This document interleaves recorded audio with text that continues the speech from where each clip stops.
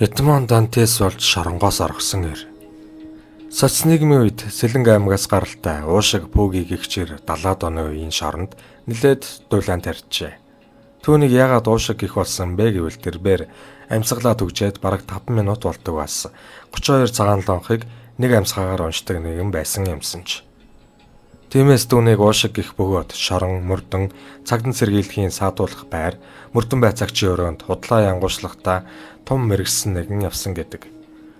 Пүрвд орж буюу Пүүгийн хувьд дандаа Улаанбаатар дархан Эрдэнэт, Улаанбаатар Сүхбаатарын галт тэргэнд орж халаас суульж хулгай хийж явсаар рецидив гэмтгэрхтэн болжээ. Тиймээс шүүхээс 20 онохдоо шүүгч нар мөнөөх хулгайч пүрвд оржод жирийн шорон нь бэрлэг, чанарын шоронд нь майнтад ял идлүүлдэг байв. Хэрэн дуу, хөрөөн дуу ороос өөр юу ч сонсогдохгүй бэрлэгийн шоронд байхдаа Пүүги өглөө яланд гарахгүй хөөхөн жүжиглээд хэвтчихнэ. Ямар сайндаа л өглөө ажилд гарахгүй тулд бослог болохоос өмнө сэмхэн босоод 2 гар хөлөө үрж байгаад буцаад наарандаа шургацчихна. Төдөлгүй хорхийн хянагчийн сэрэд гэсэн команд өгөхөд Пүүги усан олгон болтлоо хөлөрчихсөн хариугүй амтан хүнчлээсээ өндийж ирнэ. Хорхийн эмч түүний халууныг үзэхэд 40 км хүртлээр халуурсан байх. Ингээд бүтэн өдрийн ялнаас чөлөөлөгдсөн Пүүги хүнжил дотроо Александр Дюмагийн Монте Кристо гүн номыг уншиж шоронгоос нэг мөсөн оргох төлөвлөгөө зохиож байлаа.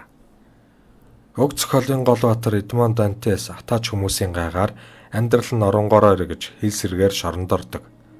Бараг 10 хэдэн жил шоронд суусан Дантес хажуу камерынхаа лам Фариатай дотн танилцсан улмаар Эрдэнэстэй арлын газрын зургийг заалгадаг.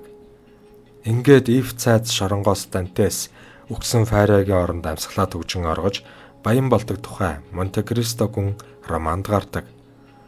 Уг романыг дахин амтархан уншсан Пүүги өөрийгөө бараг л Эдмон Дантес хэмээн бодсон бололтой. Тэрээр амьсгалаа төгжих аргыг мөн сэмхэн сураад авчээ.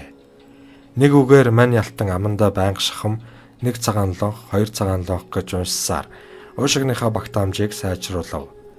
Бэрлэгийн шоронд мод цагаалж байхдаа уушиг Пүүги байсгийгээд л нөгөө аргаа хэрэглэн өндөр халуураад төврөөгөө хүргэгддэг байсан бөгөөд эмнэлэгт очиод хэд хоног хэвтсэний дараа зүгээр болчихно.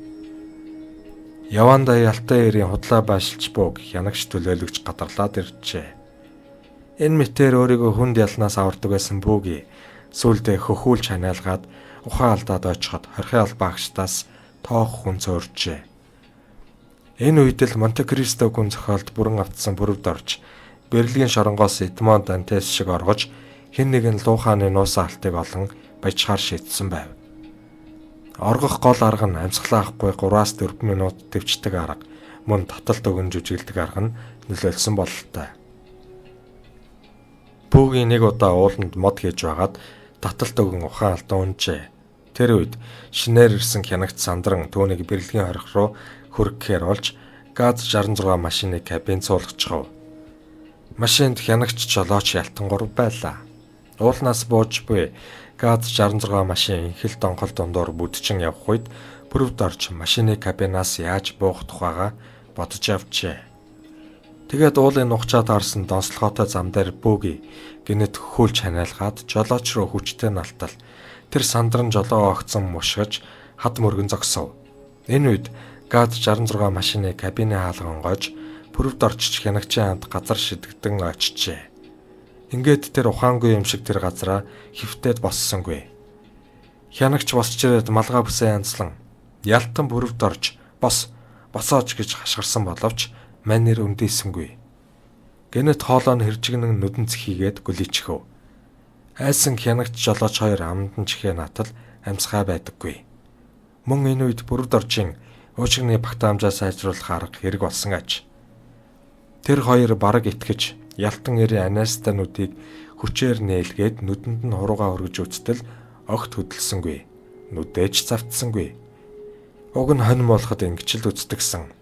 Нүд нь огт завчихгүй байвал тэгээд л өвчглээ гэсэн үг шүү дээ.